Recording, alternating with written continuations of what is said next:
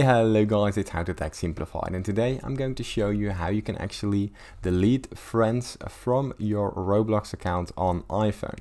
Now it's a very easy process, so let's get straight into it. The first thing that you want to do is open up your Roblox application, and once you've loaded up Roblox, you need to sign into your existing account where you want to delete friends.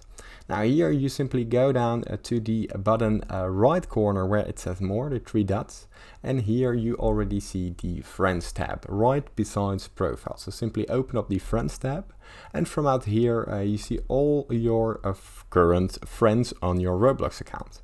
Now what you want to do, you want to select the friend which you want to delete, and here right besides chat you see a little icon, the three dots. You open it up, and here, as you can see, you have four options. Now you choose the last one, unfriend, and this will, as you can see, remove the friend from your friend list. Now it's easy as that.